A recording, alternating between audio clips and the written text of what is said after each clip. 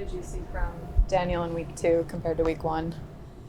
I think overall, I thought Daniel did a nice job. I mean, he took advantage of his opportunities downfield. I thought he was decisive, but still plenty to improve on, but a good job last week. Why do you think your running game got going? I thought our O-line just did a really nice job of kind of getting a hat for a hat, working some nice double teams. Our running backs were trusting the holes and hitting them motor. I mean, there's some really good examples of him just trusting and then making some things happen across the line of scrimmage as well. I thought we were efficient. I think it was almost 6 yards a carry and did a nice job there. Mike, I was hoping you've been here a while now. You know the offensive line has been an issue here for a long time, well before you guys got here. Hoping you could expand on the offensive line and what you're seeing from them. You said they did a nice job, hat on a hat, but is there a bigger view on them? Have they taken really accountability of the success of this offense? Yeah, and I think it starts with Carm and James, those guys kind of leading the room in there and making sure they're all on the same page, kind of seeing it through the same set of eyes. And JMS taking control of that and IDing these things the right way. And then it's been great to have, the veteran guys in there that have, played a lot of ball and have played ball in this system before. So those guys have been really, really, really positive. And they're all working together, right? And you can see that on the practice field. You see it in the meeting rooms where they're talking. And so I think just continuing to work with that core group, and it's been good to have some continuity there. Excuse me. So those guys are doing a really good job. Listen, I was just going to say, after how things went, the memory that the guys from last year's offensive line probably have of last year's, has it been important to have guys come in with different experiences kind of very clearly wash away last year because 3 of your top 6 guys weren't even part of it? Yeah, anytime you have guys that have experience, it always helps the room. So they can always, they can lean on that experience. They've been in play, they've been in games, whether it's tight games, games when you have a good feel of what maybe the other team could be doing, and then giving that and communicating back to the coaches on what they're seeing and what they're feeling. And then, it's coaches, as us as coaches, we got to trust that and give them what they like and how they can and put them in a position to be successful. Have you had a moment where you've looked at John Michael and said, okay, not a rookie anymore, that he's developed in this way or that way? I think this year he's had a lot of growth. Just, again, being a good communicator, going from year 1 to year 2 is always kind of that jump. And when you have veterans, there's that urgency that he has to develop, and he's growing with that and he's developing that, and that's been really cool to see. I was going to follow up by asking about the veterans. Have you seen them kind of tutor him on their own or, help him? Yeah, absolutely, in their own way, and all 5 of those guys got to be working as one, and I think they spent a lot of time together talking about that, on how they see it, and there's a lot of different fronts and looks that you have to spit out really quickly. So being able to dissect that information, give it to them, and then go right before the snap is really important, and JMS is taking control of that. I understand if you have a player and he's really talented, you use him. I think Daniel's made 39 or 40% of his targets to Malik. Is there a danger that, you're forgetting the other guys? I think just every week is going to be different. You look at the defense that they present, you look at the matchups.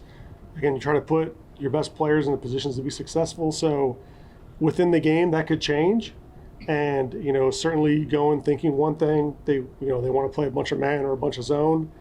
They switch. We have to make sure we go and adjust.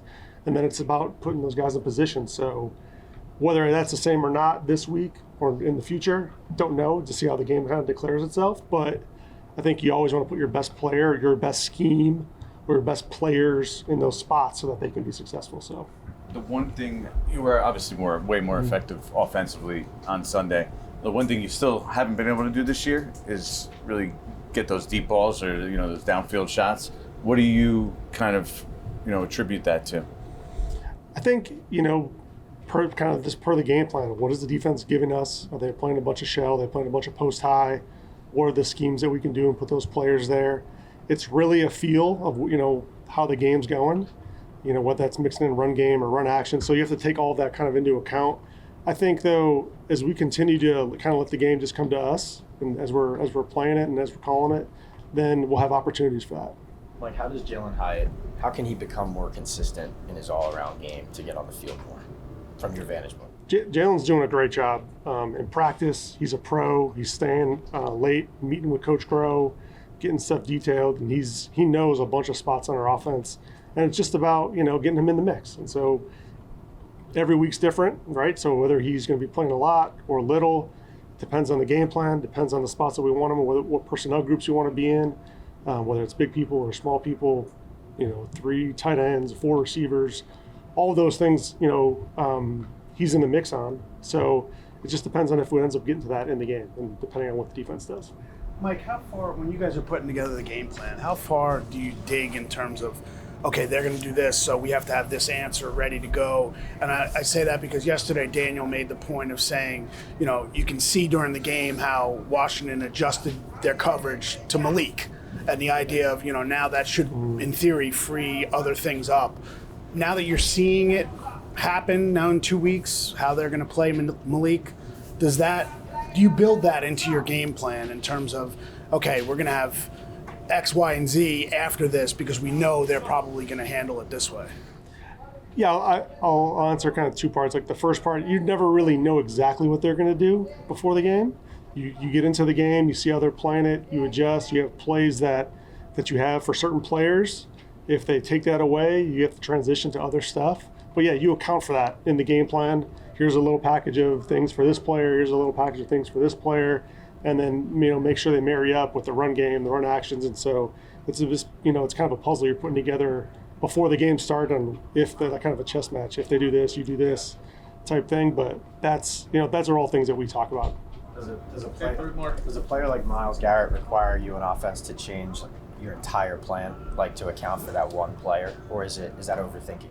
No, you definitely have to know where Myles is at. Same with Zadarius. They have a bunch of really talented players on that defense, and Coach Schwartz does a really nice job of really moving them around. Those guys line up everywhere, so it's not just one side or one side of the field or anything like that. So you have to make sure you're dialed in on where he's at, and then have the right schemes, right protections, right runs, and things like that you can account for him. 2 years ago in Jacksonville, you found that one run that worked, and you just attacked it. And then Sunday, Dable kind of did the same thing with Neighbors. What is that feeling like as a play caller when you recognize in game you found something that they're not going to stop? Yeah, no, it's certainly, if it's effective, we try to make sure we continue to do that till they show us something. And a lot of times it's almost built into the play. So if it's single high, it's a pass. If it's two shell, it's a run. From the simplest form. So we have things like that in our offense. We have things like that in the run game, run to run, pass to pass, run to pass.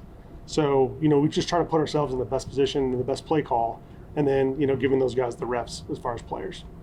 Like, do you guys need more out of the tight ends? And I've heard everything. Sorry, say it again. Do you guys need more out of your tight ends than you get? I don't think they had a catch. I'm not even sure if they had a target.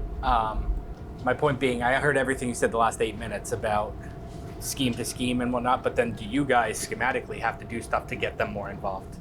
Yeah, the tight ends are doing a great job. Coach Kelly, Bake, they do an awesome job getting those guys prepared. And of course, we have them involved in the run game. We have them involved in the pass game. Just as the flow of the game goes, it goes a direction or not. And if we have to transition that, then we will.